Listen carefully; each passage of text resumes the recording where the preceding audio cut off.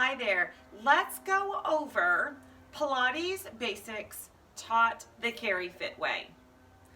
When you first start learning Pilates, depending on where you're taking it, what you're taking, a lot of times we jump forward into the actual exercises.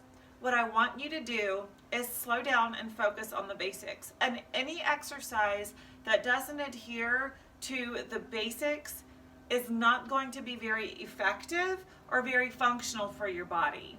So keep that in mind and use some pieces of this video to help elevate your experience in any Pilates-based class. Okay, so let's start with how to stand. If you are in a standing class like vertical Pilates or a bar class, for example, what you want to do is set yourself up from the floor up. So take a look down, point the big toes forward, and draw the arches of your feet up. So you don't want to fall into your arches, but you want the four corners of your feet to be down. So the ball of the foot, the outside of the foot, and both sides of the heels, but the arch lifted. So a strong foot.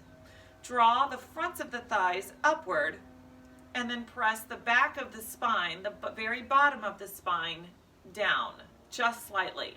So where a lot of people get confused here is that we're not sure whether pressing down through the base of the spine is here or here. And what I want to show you is that it is here. Look where this lines up. The top of my pelvis is here, and the bone for my thigh is there. They literally line up in a vertical line, and that allows me to press down through the base of my spine, and it also helps me draw up from the front of the pelvic floor and transverse abdominis. That helps stabilize my entire core. And without this piece, none of the rest of it is going to work. So really stabilize those hips by pressing down here and pulling up here. And notice I just got taller when I did that. The next piece is making sure that the ribs are over the hips. So sometimes ribs are pressed forward and sometimes ribs are pulled back. Just make sure that you have this line straight down from your ribs to your hips. Next is the shoulder. Pull the shoulder down and back. Your shoulder blades should sit flat on your back and pressing down away from your ears. So instead of here or instead of here, you just want to be here. A nice, easy, strong shoulder. Sometimes I get people to really squinch their shoulders first and feel it wrong, and then to get them to settle down and press down. The next piece is the top of your spine, which is the back of your neck. So to lengthen the back of your neck, you want to press up right here. So pressing up through the crown of your head, where Queen Elizabeth wears her crown. She doesn't wear it here, she wears it here. Press it up, and that pulls the top of your spine up while you're pressing the base of your spine down. You've basically created more space for your spine. Super healthy. So now you have this nice long alignment. That alignment holds true for all positions in Pilates.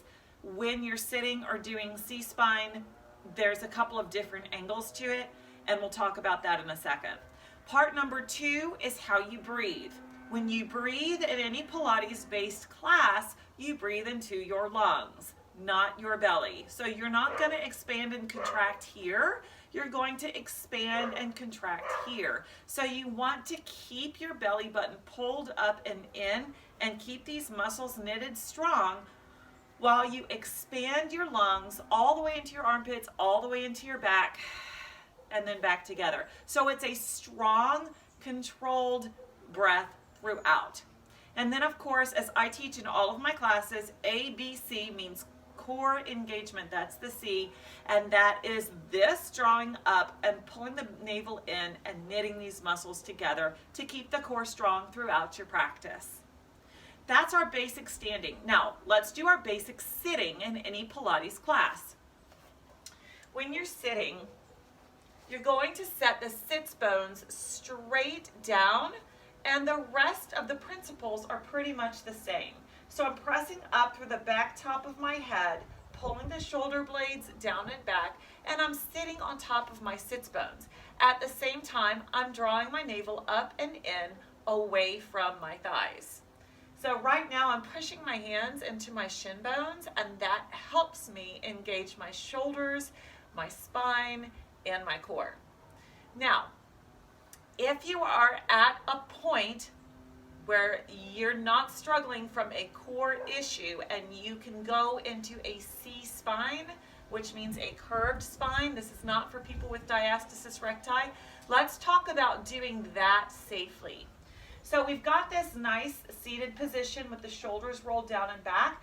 Take a breath, and as you exhale, you're going to start bringing your spine back and really drawing the navel up and in. So my shoulders are pulled down back and away from my ears, and my belly button is really drawing up and in.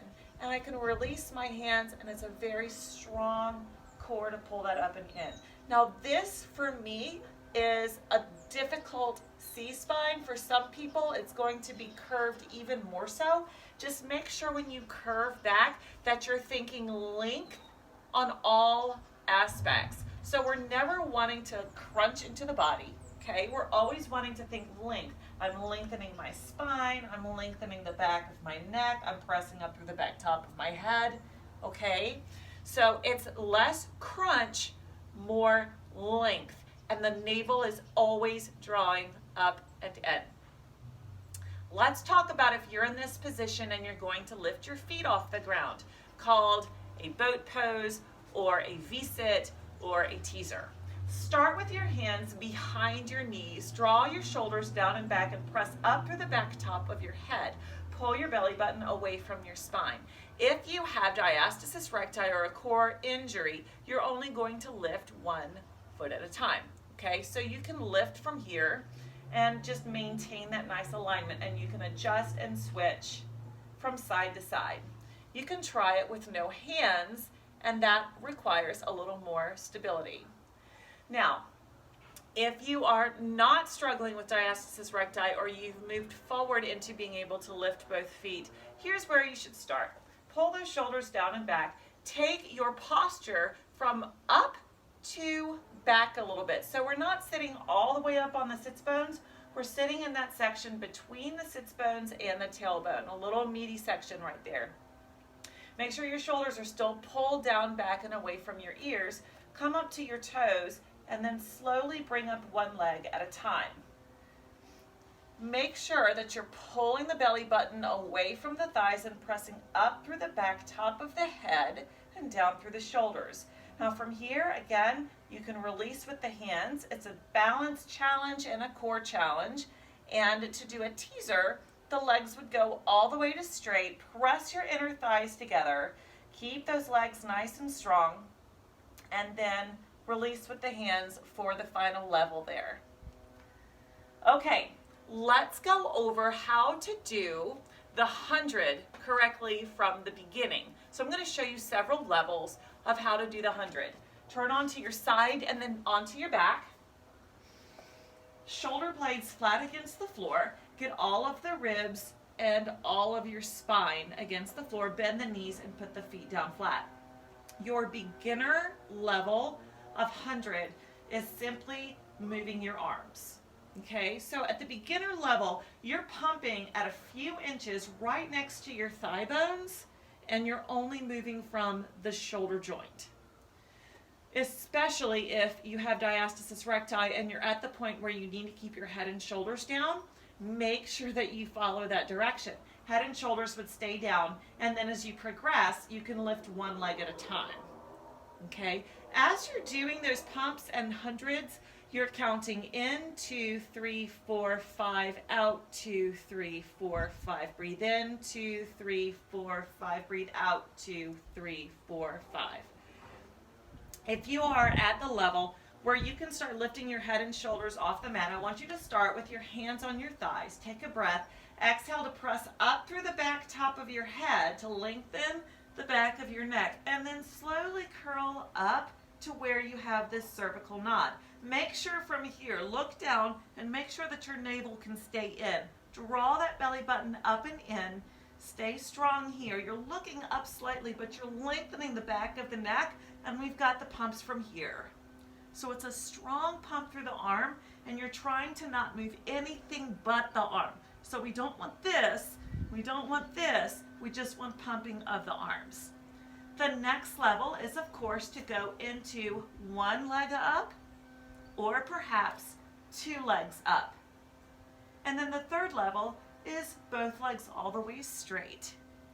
And then from there, you can adjust the level of your legs. Just make sure when you adjust the level of your legs that your back stays on the floor and your navel stays pulling up. It won't do you any good to adjust your level down and have your belly popping up. That's gonna create muscles pushing outward instead of long, lean muscles pressing inward. Wow, what a tutorial today. Thank you so much for hanging with me and listening, but hopefully that short video will help you be more successful in any Pilates-based exercise or movement that you choose to do. Whatever you're doing in Pilates, in bar, in mind-body exercise, if you have questions on core strength and alignment, make sure that you ask first. And at any time, go into the modification. I do. I modify all the time because I know that it empowers me to do better things for my body. And you are empowered too. Let me know what you would like to learn about next. Thanks for hanging with me today.